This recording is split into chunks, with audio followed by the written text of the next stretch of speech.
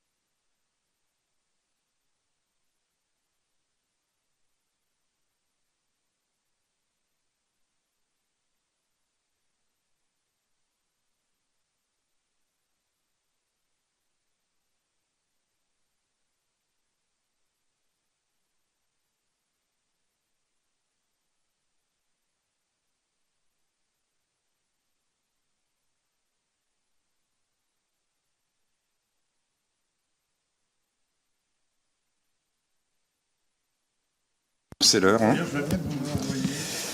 Mesdames les ministres, mes chers collègues,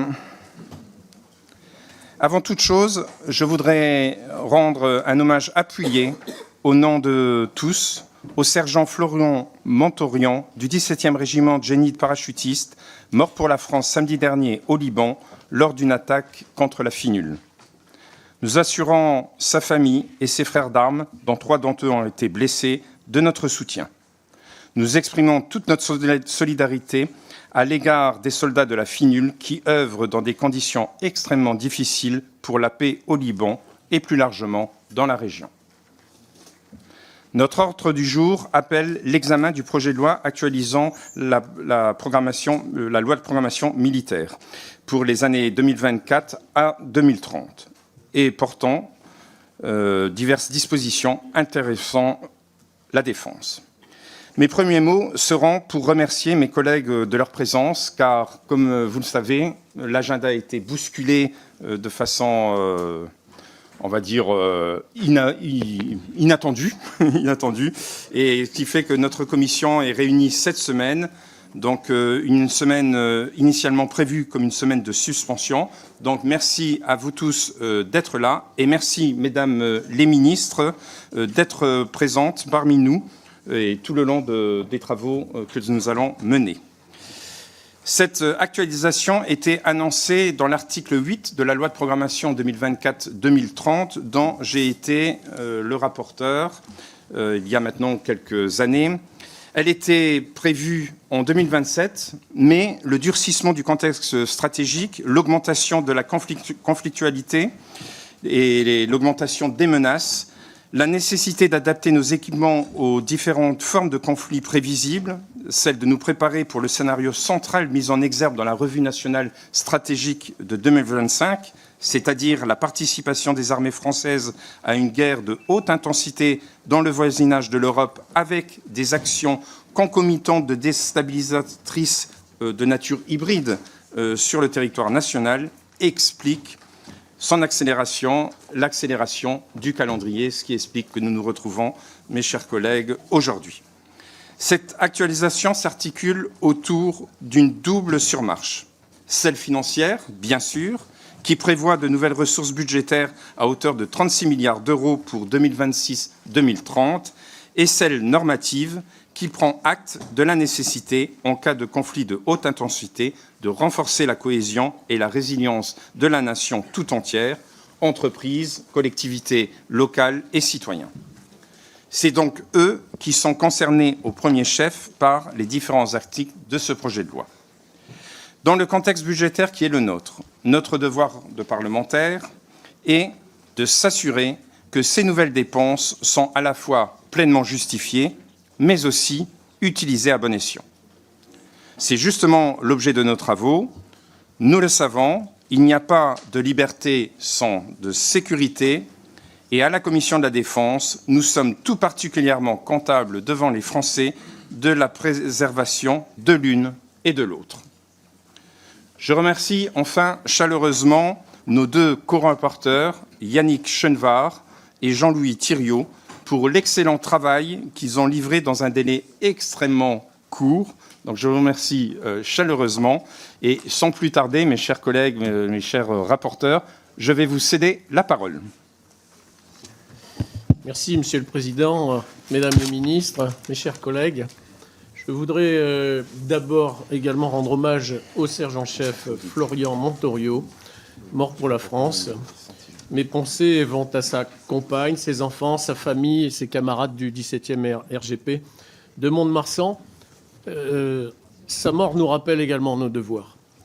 Je voudrais remercier Jean-Michel Jacques, le président de la Commission, ses équipes pour la fluidité et l'efficacité des relations dans la préparation de ces travaux. Mon excellent collègue co-rapporteur, Jean-Louis Thiriot, pour un travail efficace que j'ai beaucoup apprécié.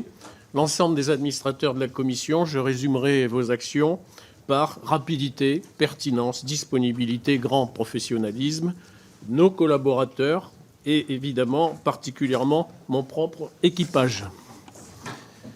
La guerre est une science couverte de ténèbres, dans l'obscurité desquelles on ne marche point d'un pas assuré. Que Maurice de Saxe, maréchal de France, nous appelle à la modestie, à la prudence, face à l'un des pires travers de l'humanité, faire la guerre. La guerre, situation dominante dans l'histoire de l'homme, au milieu de quelques rares périodes de paix, nous oblige à choisir d'être acteurs de notre avenir ou spectateurs impuissants à la merci des prédateurs. D'être à table ou au menu. L'histoire s'accélère, les empires sont de retour, l'économie bascule inexorablement vers l'Asie. Sur les 10 premiers ports mondiaux, 9 y sont situés. Le 10e, Rotterdam, est en Europe. Le premier port français, Le Havre, est à la 64e place. Ces chiffres illustrent parfaitement la bascule d'une économie mondiale en pleine transformation. Ils démontrent l'importance des routes maritimes, des moyens de transport, des infrastructures portuaires et des infrastructures d'acheminement terrestre. Ils démontrent l'importance de la puissance navale nécessaire afin d'assurer la sécurité du transit des navires de commerce pour approvisionner la France, l'Europe et nous permettre de produire, fonctionner, inventer, réparer, nous défendre. La guerre en Ukraine a bouleversé bien des certitudes. Les combats de position comme ceux de 14-18 sont toujours d'actualité. Le champ de bataille s'est dronisé, robotisé. Technologie et IA sont partout. La maîtrise du ciel, toujours essentielle. L'emploi massif de munitions de toute nature impose de disposer d'une grande capacité de production